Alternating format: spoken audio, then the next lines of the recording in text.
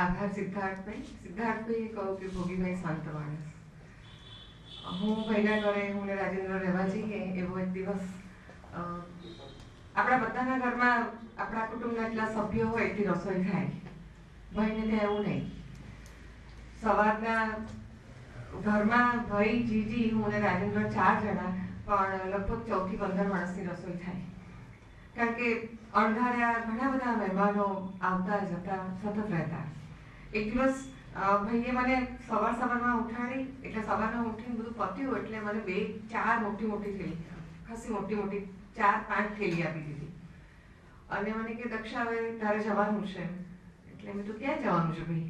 એટલે કે આ આખી આપણા જ્યુપિટર એપાર્ટમેન્ટના દરેક ઘરે તું જા અને દરેકને કહે કે તમારા બાળકોના ઉતરેલા કપડાં જે કોઈ બીજું બાળક પહેરી શકે એવા કપડાં આપો, રમકડા માંગજે, પુસ્તકો માંગજે, એમના સંતાનોને વાંચાઈ ગયા હોય ને સારી રીતના હોય તો એવા પુસ્તકો તું માંગજે, નાના બાળકો રમત રમી શકે એવી રમતો માંગજે.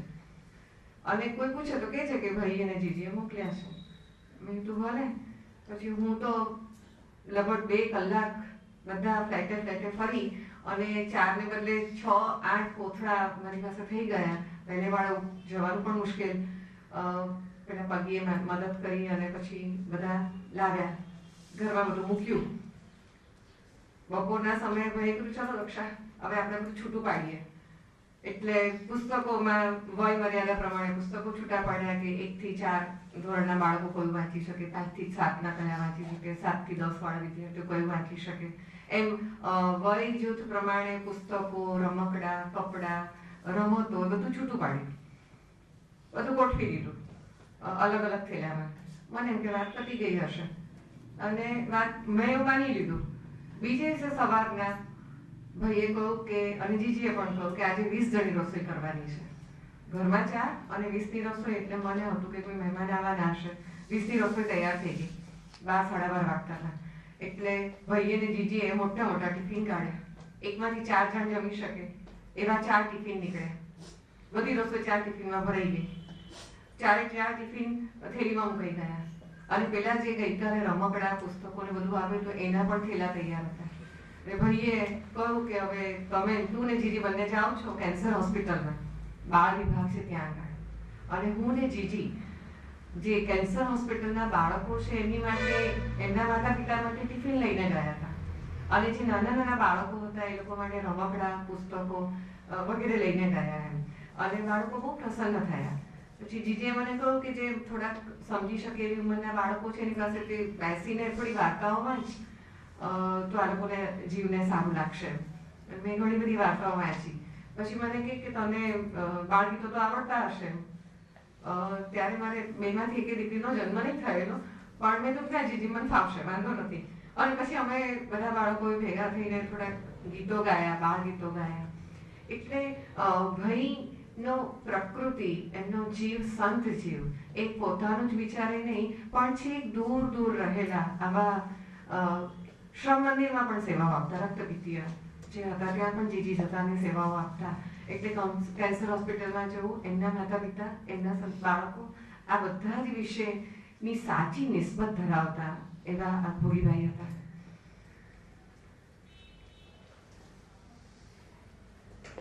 પ્રકાશભાઈ પણ આપણી સાથે છે મુખ્ય વક્તા તરીકે. અને પ્રકાશભાઈ ભોગીભાઈની સાથે ખૂબ નિકટ, બહુ જ નિકટ એમના આત્મીયજન જેવા. અને ભાઈ વિશેનો અમને બહુ જ મોટો અનુભવ, બહોળો અનુભવ. અને આપણે જાણીએ છીએ પ્રકાશભાઈ બહુ જાણીતા નિર્ભીક પત્રકાર છે, નિરીક્ષકના સંપાદન પણ છે, ગાંધી મૂલ્યોનું જતન કરનારા વિચારક પણ છે. એ હંમેશા લોકશાહી અને તંદુરસ્ત જાહેર જીવન રહે એના સમર્થક રહ્યા છે. લોકશાહીના પ્રહરી પણ રહ્યા છે. કટોકટી વખતે પ્રકાશભાઈએ જેલવાસ પણ વેઠ્યો છે. સામાજિક રાજકીય ચિંતન, સાહિત્યિક વિદ્વત્તા, ગાંધી વિચારના રાહે મૌલિક અને સહજ મૂલ્યાંકન એ પ્રકાશભાઈની વિશેષતા છે. પ્રકાશભાઈને નમ્ર વિનંતી કે તેઓ 20મી સદીનો વિચારલોક એ વિશે વાત કરે. શ્રી પ્રકાશભાઈ.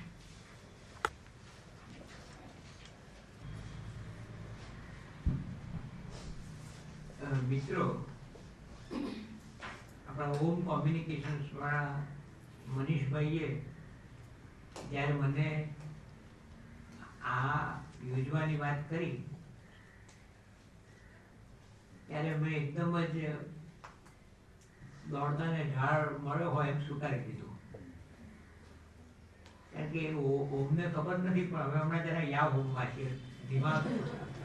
ધીમી ગતિએ ઘણા વખતથી ભોગીભાઈના લેખોનું અને એમને વિશેના લેખોનું એનું સંપાદન ચાલે છે. અને એ હવે ઇટ્સ લોંગ ઓવરડ્યુ. એટલે એમાં જરા મેં કહું કે વોર્મિંગ અપ તરીકે આજનું એક આમ જે મારા મિત્રોએ થોડુંક આરંભિક કામ કર્યું છે, રાજેન્દ્ર પટેલે, રમણ સોનીએ, પ્રફુલ્લ રાવલે, એટલે હું આ વોર્મિંગ અપ કહું છું, પણ એ લોકો મારે અંગે વોર્મિંગ અપની સ્થિતિમાં છે. પણ મને એમ લાગ્યું કે it should be as value added as possible. આ છેલ્લે જે સિદ્ધાર્થભાઈને પકડ્યા એમને ભલે સ્ટ્રક્ચર કે નોન સ્ટ્રક્ચર, પણ it was something really value added. એટલા માટે એમને આજે આપણી ઈચ્છા હતી કે ગુલામ મોહમ્મદ શેખ પણ જોડાય અને આજની અધ્યક્ષતા કરે. ગુલામ મોહમ્મદ એ ભોગીભાઈને ત્યાં રહીને કેટલોક સમય ભણેલા, એટલે એક આપણને સરસ એ મળી શકે. પણ આજે જે રીતે રોકાયેલા છે એટલે મનીષભાઈએ નિમંત્રણ છાપવા પહેલા 3-4 દિવસ વિલંબ પણ કર્યો, એમની અનુકૂળતા થાય છે કેમ જોવા, પણ એ થયું નહીં. હવે મારે જે વાત કરવી છે એ બહુ નિરાંતે અને વિગતે નહીં, પણ એક લાંબા પન્ના પર કરવી છે, જેને અંગેની બધી જ ભૂમિકા દક્ષાબેને જે જીવન પરિચય આપ્યો, દિનેશભાઈએ એક સંપાદકીય વલણો અને ધોરણોની જેમની એક અવિશ્રાંત ભૂમિકા એની વાત કરી, અને એમના જે બધા વળાંકો એનું જે એક બહુ સજીવ ચિત્ર સિદ્ધાર્થભાઈએ આપ્યું. મને શું લાગે છે, એમણે જે પ્રશ્ન ઉભો કર્યો ત્યાંથી હું શરૂ કરું. તમે છે ને સિદ્ધાર્થભાઈ ભૌગોલિક ઠેકાણા શોધ્યા કે ગુજરાતમાં શૂન્યાવકાશ થયો ને માર્ક્સ દાખલ થયા, એ પછી સીધી શાહ હોય કે જોગલેકર હોય, એમ નહીં. તમે જુઓ કે માર્ક્સનો વિચાર એ 20મી સદીમાં એક વિશ્વ પ્રવાહ હતો, અને 1915માં ગાંધીજીનું ભારત આવવું અને 1917માં રશિયામાં લેનિનનો ઉદય થવો લગભગ જોડે ચાલે છે. ઇન્દુલાલ યાજ્ઞિકે મને કહ્યું હતું, તમને કહું કે અમે લેનિનની ચર્ચા અને નામ પહેલી વાર ગીડવાણીજી પાસે સાંભળે છે, વિદ્યાપીઠના પ્રથમ આચાર્ય ગીડવાણી, એમની પાસે સાંભળ્યા. એટલે કે માર્ક્સ છે એ વિશ્વ પ્રવાહ હતો. અને કેમ કે રશિયામાં ક્રાંતિ થઈ એટલે આ વિચારનો હવે એક લેવાલ વર્ગ પણ સ્વાભાવિક ક્રમમાં જાગવાનો હતો. આ આપણા ધ્યાનમાં આવવું જોઈએ. ઉમાશંકર બહુ ચિત્રાત્મક રીતે કહેતા કે અમે બધા ગાંધીની લડતમાં જોડીને જેલમાં ગયા અને પછી માર્ક્સ ભણીને બહાર નીકળ્યા. ધેટ્સ ફાઇન, પણ એ એક વિશ્વ પ્રવાહ હતો. જેમ ફ્રેન્ચ ક્રાંતિ વિશે વર્ડસવર્થે કહ્યું કે ઉમાશંકરના સાપના ભારા સમયના ગુજરાતી અનુવાદમાં કહું છું, પછી એમણે બીજો પણ કર્યો છે, પણ સાપના ભારા વખતે જે કરેલો, ખુશાલી એ બની યારો કે આ ખુશાલી એ બની કે આ જમાને જીવવું, અને પછી ખુશી સ્વર્ગથી બાકી કરશું યારો જો નવજવાન. Bliss it was in that don't to be alive and to be young very heaven. આ વર્ડસવર્થે કહ્યું છું. અને ઉમાશંકર પણ જરા ગઝલાના મસ્તીમાં ખુશાલી બની કે યારો આ જમાને જીવવું, સ્વર્ગમાં બાકી કરશી યારો જો નવજવાન, સ્વર્ગમાં બાકી કરશી યારો જો નવજવાન.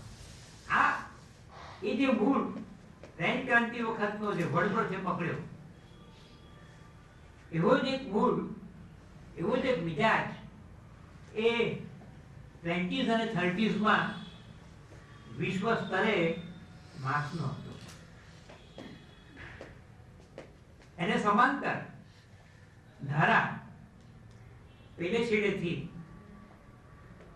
દક્ષિણ આફ્રિકાને છેડેથી કોઈ માર્ક્સની જેમ કોઈ થીસીસ અને ટ્રીટાઇસની જેમ નહીં, પણ સામે આવીને પડેલા પ્રશ્નોના સવાલ જવાબ રૂપે એ હિન્દ સ્વરાજના સમયમાં એ 20મી સુધીના પહેલા દસકામાં આવી ગઈ છે.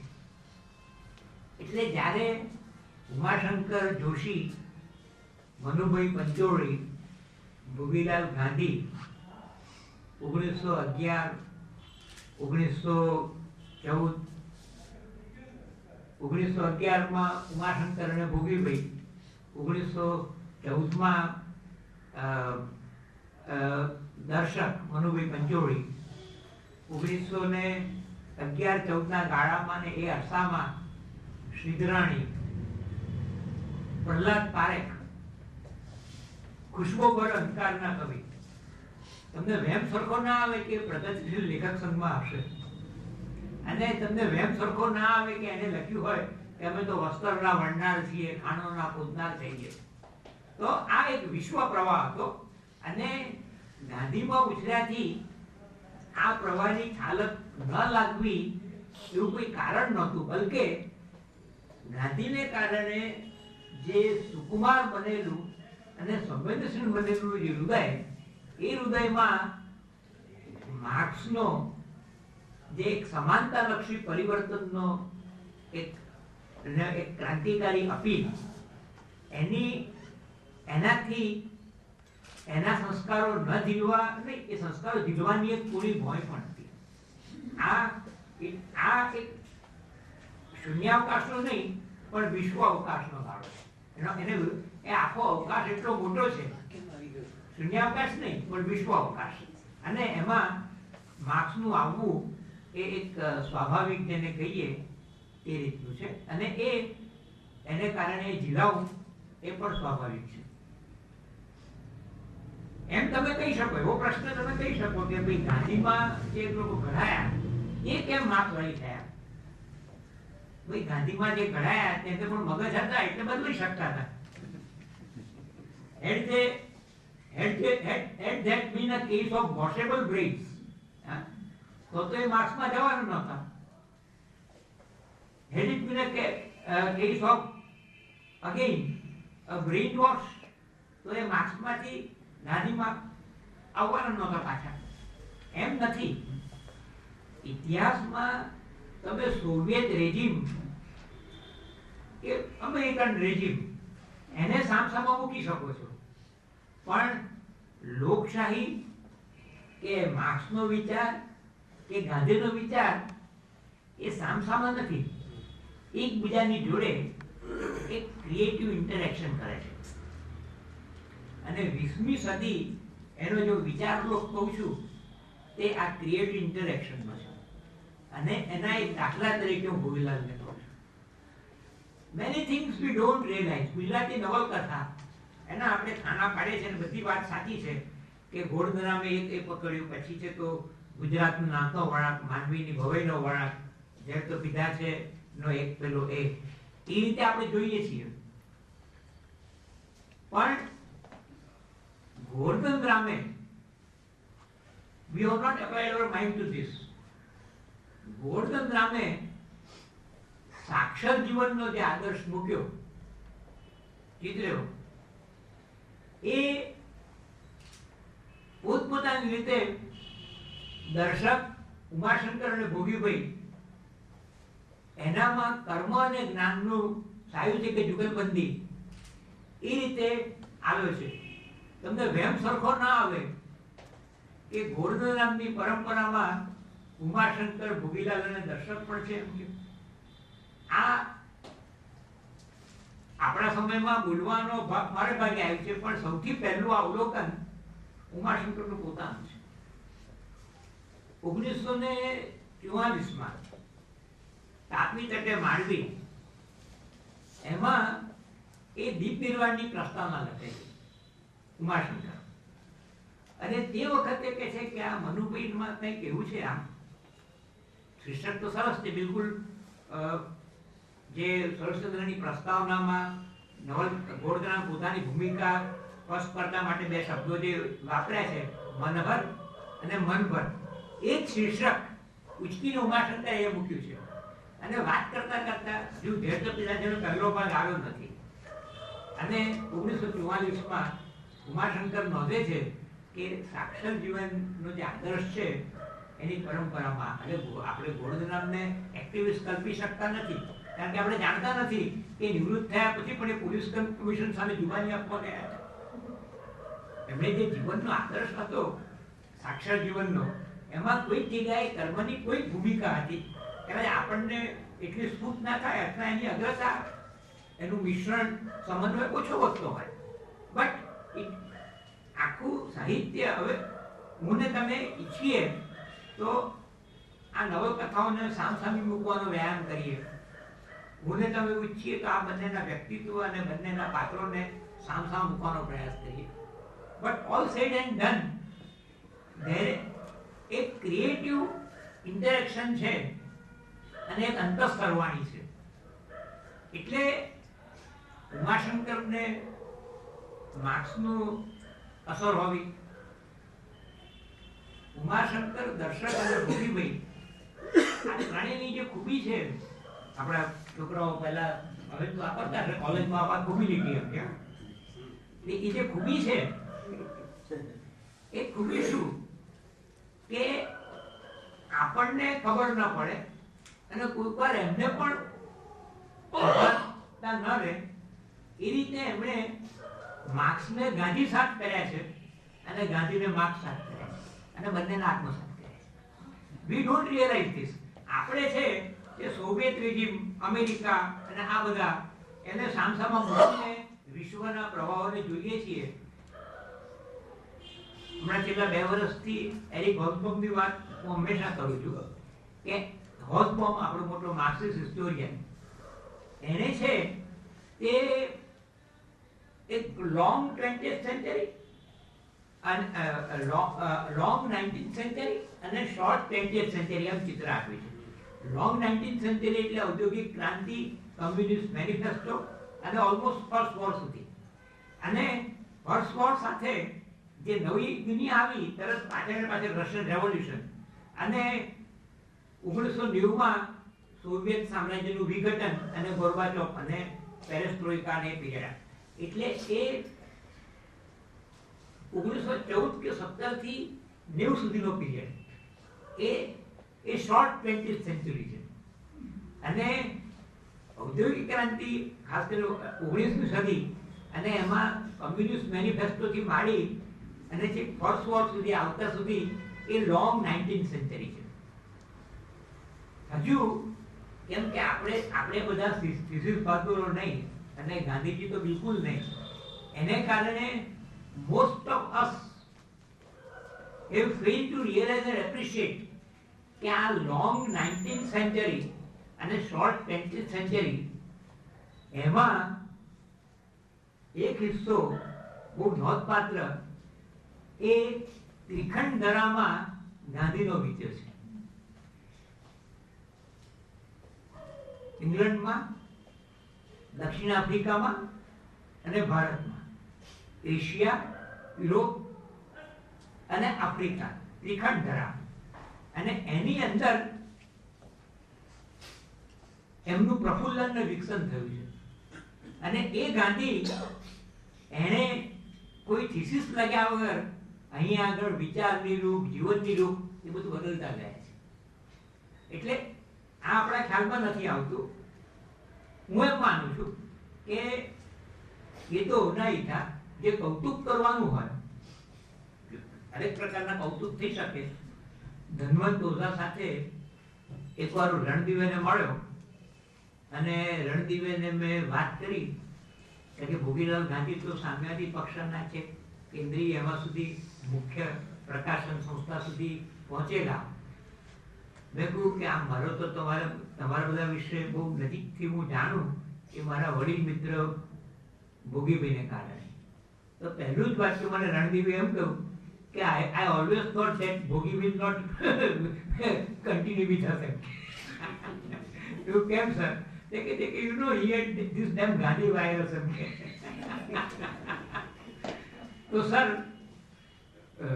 રણદીવે તો બરાબર છે, એ પોતાના કિલ્લામાં કે કોચલામાં રહે, પણ વિકસતા માણસો તો બધેથી બધું જ આત્મસાત કરતા હોય છે.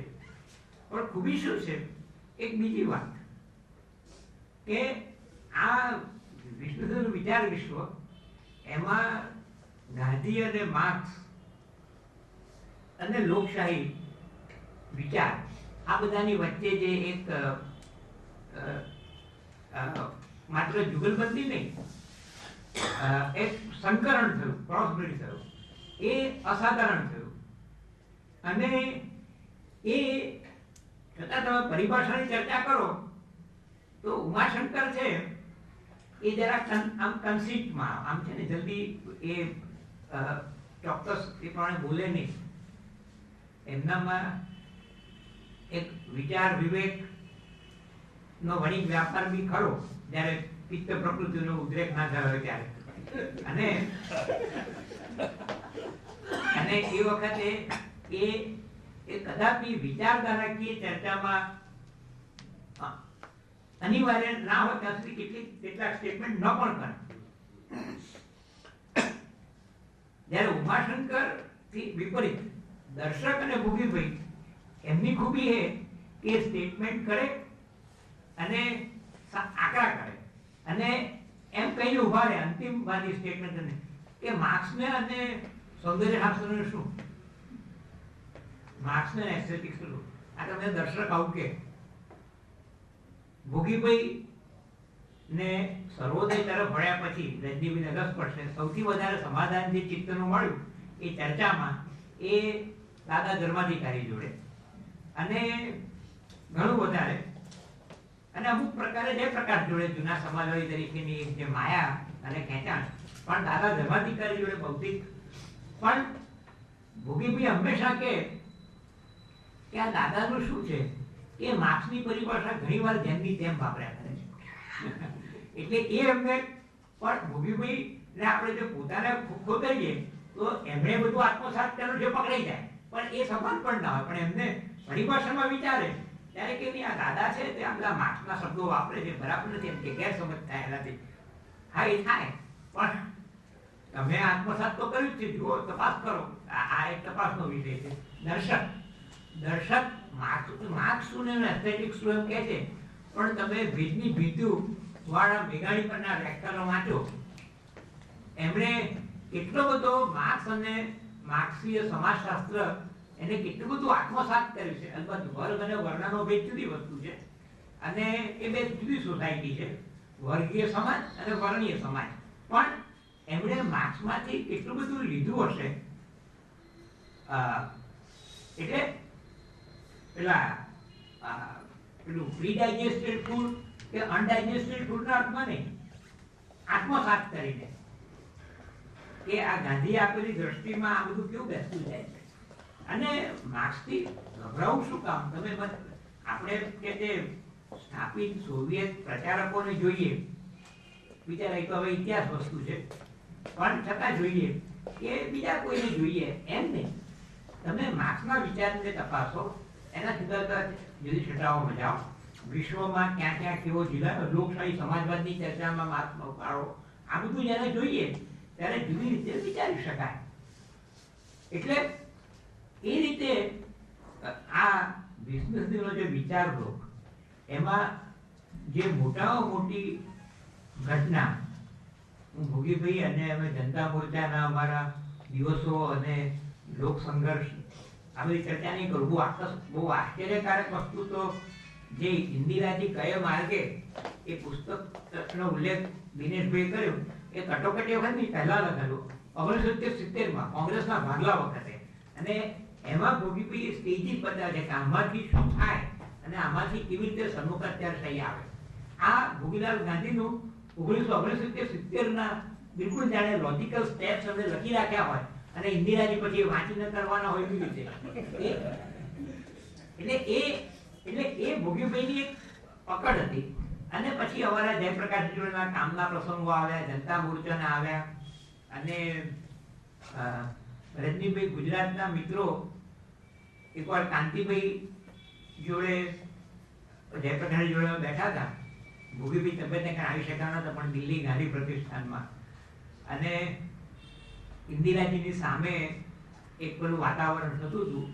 એ વખતે રજની કોઠારી પણ જરાક એ હતા કે જેપીને સલાહ આપતા હતા કે તમે તમારા મૂળ વિચાર જોડે રહો, આટલા આગળ ના જાઓ.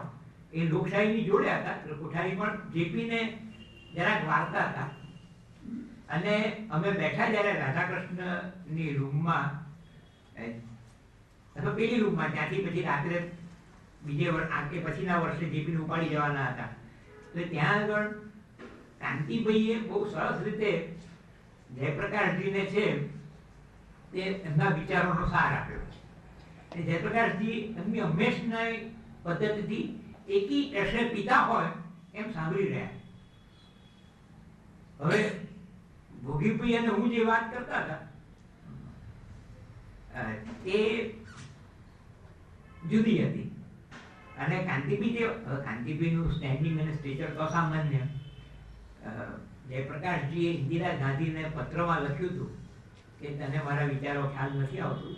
પુત્રી વાત એટલે હિન્દુને લખ્યું હતું એમણે કે તને મારા વિચારોનો ખ્યાલ નથી આવતો, તું જરા કાંતિભાઈની વાત, કાંતિભાઈએ મારા વિચારો સંકલિત કર્યા છે એ તને હું મોકલું છું, જરા જોઈ જજે એટલે તને ખ્યાલ આવે કે હું મારી મૂળ વાત શું છે.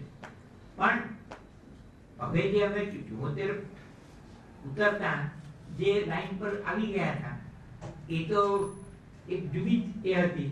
અને એમાં એક પ્રકારનો સંઘર્ષ અનિવાર્ય બની રહ્યો હતો.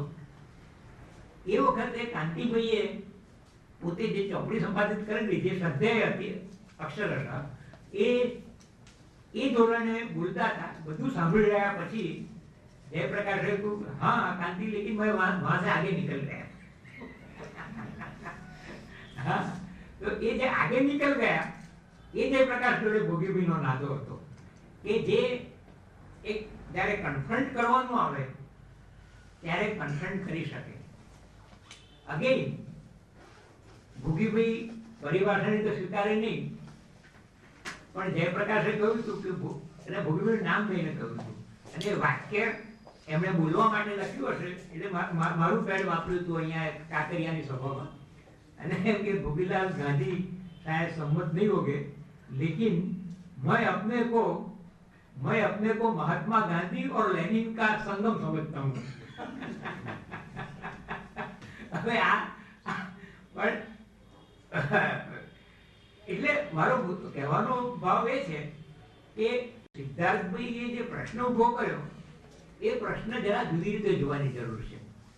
એ પ્રશ્ન એ છે કે જો આટલો મોટો વિશ્વ પ્રવાહ હોય તો એની સાથે ગાંધીનો કોઈ સંકર થયો કે નહીં, સંઘર્ષ આવ્યો, સંકર થયો, એમાંથી રમેલા આપણા સ્વાતંત્ર્ય પ્રેમી સૈનિકો અને નવી દુનિયાના સિપાહીઓ જે નીકળ્યા એમણે પોતાનો મેળ કેવી રીતે બેસાડ્યો.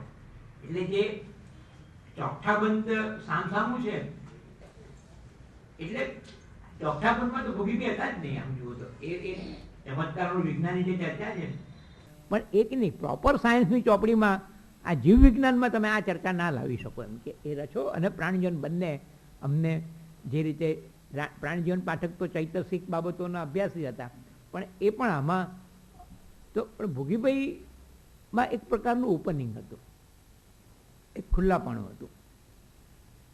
એટલે મને એમ લાગે છે કે આજે આપણે જ્યાં ઊભા છીએ, આ છેલ્લો મુદ્દો કરી અને મારી વાત હું તરત પૂરી કરીશ.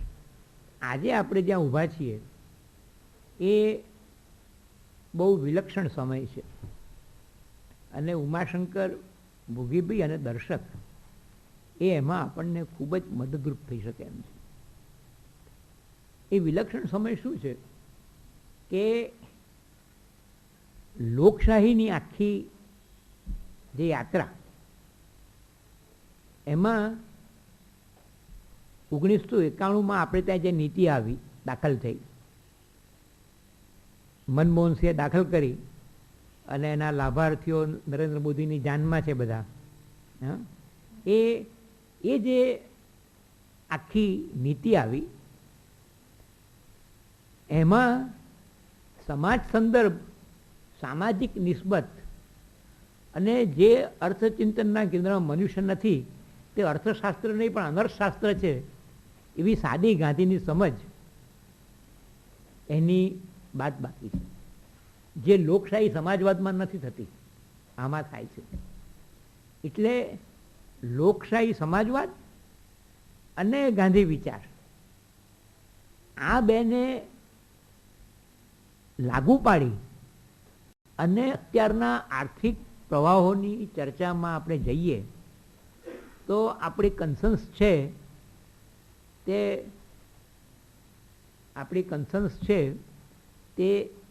જગદીશ ભગવતીએ તો અટકે જ નહીં, પણ અમર્ત્ય સેનમાં પણ અટવાઈ ના જાય.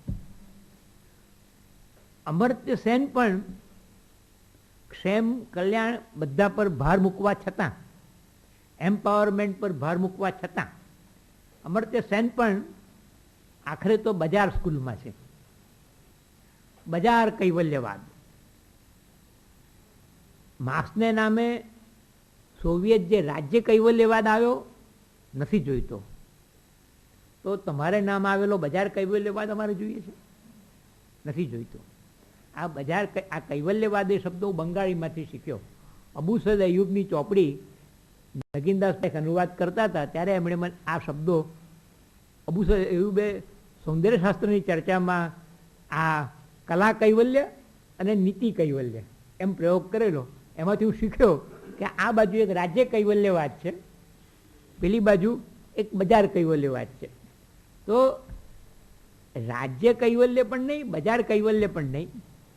તો લોકશાહી વિચાર જે છે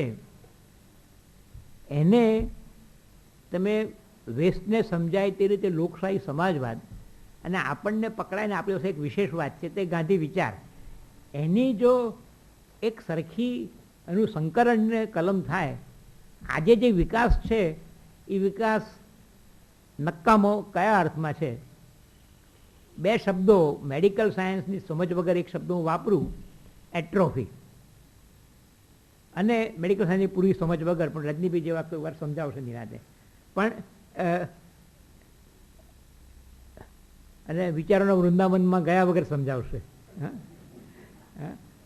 એક એટ્રોફી અને બીજો શબ્દ છે જે ચિતરી ચડે, કલ્પના કરવી ગમે નહીં, પણ તમે હું કલ્પના કરો કે આપણા શરીર પર ક્યાંક રસોઈ થઈ અને રાજાના કુંવરની જેમ કે ગામના ઉકરડાની જેમ દાઢેની એટલી રાતે અને રાતેની એટલી દાઢે વધી. અમે વૈકલ્પિક સરખામણી એટલા માટે આપી કે આ શું છે નક્કી કરી શકીએ. તો એ જે રસોઈ છે વધતી જાય તો એને વિકાસ કહીશું.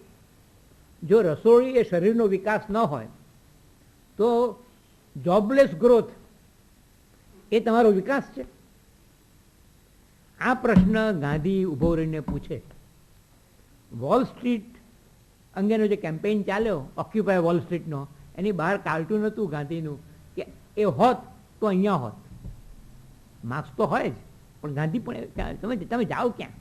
આ જે શક્યતા એ ગાંધી વિચારનું માર્ક્સની સોબતમાં પોતપોતાની રીતે જેમણે ખેડાણ કર્યું એવા આપણા ગુજરાતી મિત્રોમાં છે, જેમાં ભોગીભાઈ પણ છે. ભોગીભાઈ ગુજરાતના પ્રવાસમાં વિનોબા હતા. રમણલાલ સુનીએ લખ્યું છે કે એમની જોડે વિનોબા જોડે ભોગીભાઈ જે ચર્ચા કરતા હતા મને તો કશું સમજાતું નહોતું એમ કે. ભોગીભાઈ આમ થકવી નાખે તમને જો ચર્ચામાં મંડ્યા હોય તો, મંડેલા જ હોય. પછી નેલ્સન મંડેલા એકલા મંડેલા ના હોય.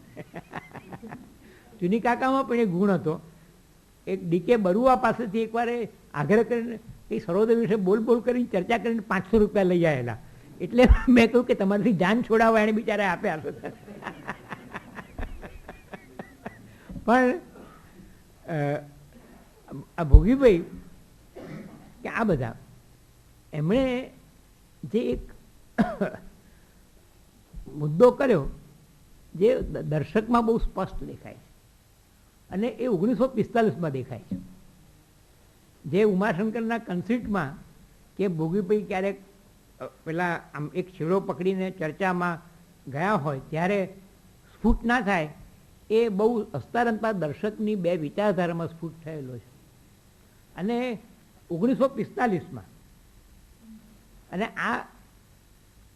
અમારો પેલો છેલ્લો મુદ્દો હતો પણ એને છેલ્લાથી સહેજ આગલો હતો, આ છેક છેલ્લો છે. એ જે છે એ શું છે, એણે એમ કહ્યું કે ગાંધી વિચાર અને માર્ક્સમાંથી આવેલો સામ્યવાદ, પણ માર્ક્સ વિચાર એટલે સમાજવાદ, એ બેની વચ્ચે ગાંધી વિચારમાંની કેટલીક ચર્ચાઓ નથી થતી જે આણે કરી છે, આમાં કેટલીક ચર્ચાઓ નથી થતી જે ગાંધીએ કરી છે, અને પછી એકબીજાની ટીકામાં એકબીજાના ખૂટતા અંગો ગાંધીવાદીઓ અને માર્ક્સવાદીઓ લક્ષમાં નથી લેતા. એ દર્શકે ઉતારા આપીને કેટલા બધા મુદ્દા મૂક્યા છે, કંઈ અસાધારણ, અને અંગ્રેજી ઉતારા આપ્યા છે પાછા, એટલે માર્ક્સના મૂળ એટલે કે જર્મન નહીં પણ અંગ્રેજી એમાંથી, અને એ આપીને એણે મૂક્યું છે. તો જે આજે જે જગ્યાએ આપણે ઊભા છીએ 2015માં, એમાં જે પ્રશ્નો છે, ફુકુયામાને તો ખુશી રાજી થઈ ગયો કે એન્ડ ઓફ હિસ્ટ્રી, ઇતિહાસનો છેડો આવી ગયો, કે આપણે કોન્સ્ટિટ્યુશનલ ડેમોક્રેસી અમેરિકામાં સ્થપાઈ ગઈ, સોવિયત યુનિયનનું વિસર્જન વિઘટન થઈ ગયું, અને હવે આ એક લોકશાહી મૂડીવાદનો બંધારણીય રાજમાર્ગ એ રહ્યો. લોકશાહી મૂડીવાદનો જે બંધારણીય રાજમાર્ગ એ સમાજવાદ અને ગાંધી વિચારની પ્રત્યક્ષ કલમ વગર અપૂરતો, બેહદ અપૂરતો જવાબ છે, અને એની પાસે ઇતિહાસનો ખરો ઉત્તર નથી. જે ઉત્તર પર ઓબામા સવાર થઈને આવ્યા છે અને આજે અરસપરસ ઓળઘોળ છે, નમોસ્તુ ઓબામા એમ કહે છે. અરે ભાઈ નમોસ્તુ શું કરે, કલ્યાણ વસ્તુની વાત છે આ તો. તો એના જવાબો તો આપણે શોધવાના છે. અને આ ગુજરાતમાં આ પેઢી આવી ગાંધીમાં ઘડાયેલી અને જેલમાંથી માર્ક્સ વાંચીને આવેલી, કે એણે એક એવું દોહન આપણને આપ્યું કે જે દોહન એ અત્યારના એક વિસર્જિત વિઘટિત સોવિયત યુનિયન કે અમેરિકન લોકશાહી, એ બંનેની જે મર્યાદાઓ અને ખામીઓ એનાથી ઉફરી એક વાત છે.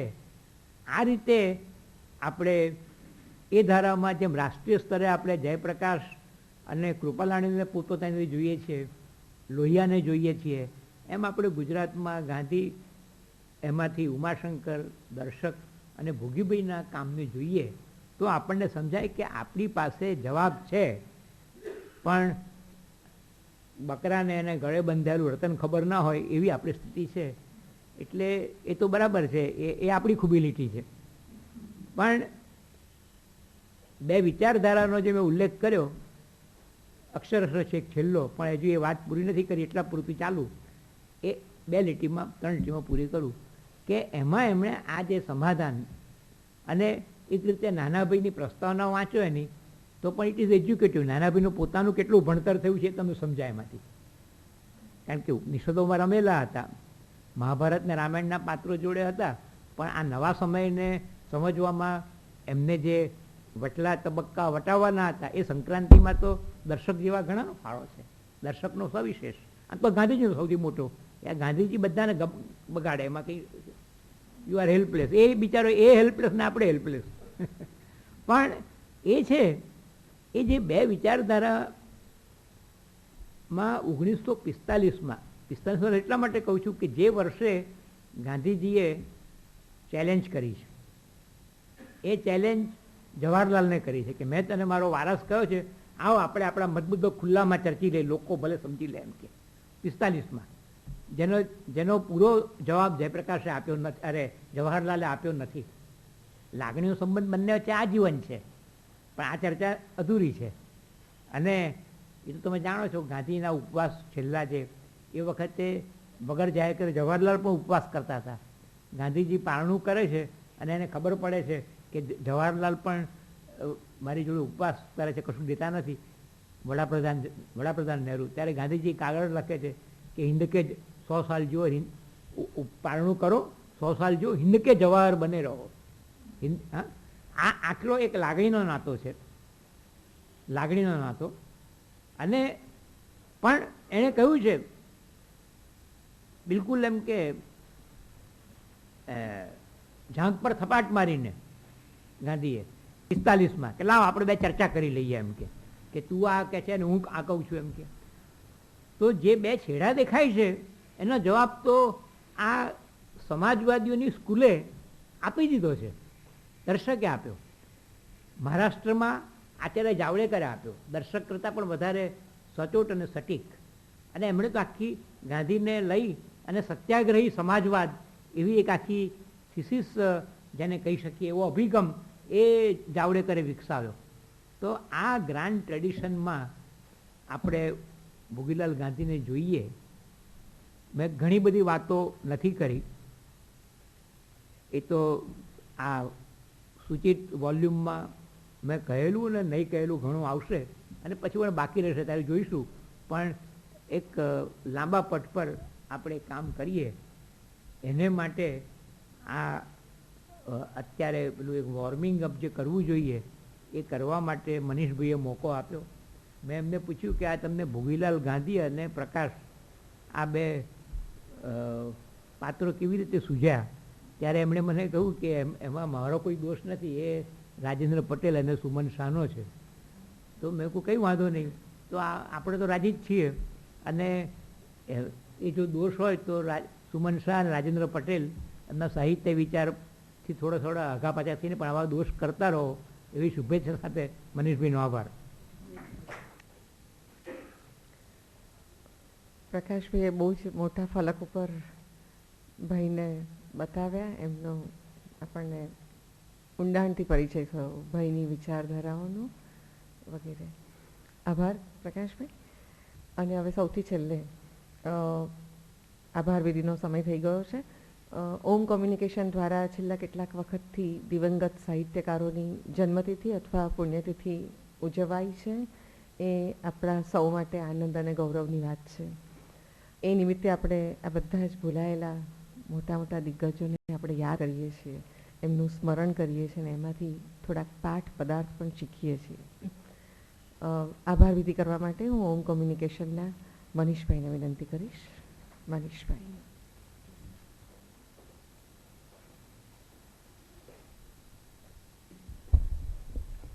નમસ્કાર. ખાસ તો આજે આ કાર્યક્રમના વક્તાઓ દક્ષાબેન, દિનેશભાઈ અને ખાસ પ્રકાશભાઈ શાહ સાહેબનો હું આભાર અને આનંદની લાગણી અનુભવું છું. અને વિશેષ આભાર સિદ્ધાર્થભાઈ અને ભદ્રાબેન સવાઈનો અને આપ સૌ સાહિત્ય રસિક શ્રોતાઓનો. જે કોઈને પણ આ કાર્યક્રમના કાર્ડ, આમંત્રણ કાર્ડ કુરિયર દ્વારા ના મળતા હોય તો ખાસ વિનંતી કે મને પૂરું સરનામું આપો કે જેથી આગામી જે કાર્યક્રમો થાય એ અમે આપને મોકલી શકીએ. અને અત્યાર સુધી જેટલા પણ કાર્યક્રમો હોમ કોમ્યુનિકેશન દ્વારા થયા છે તે તમામ કાર્યક્રમો આપ યુટ્યુબ ઉપર સાહિત્ય વિમર્શમાં તે માણી શકો એમ છો. અને ફરીથી આપ સૌનો ખૂબ ખૂબ આભાર. બહાર ચા કોફીની વ્યવસ્થા છે તો ખાસ ન્યાય આપશો. આપ સૌનો ફરીથી આભાર.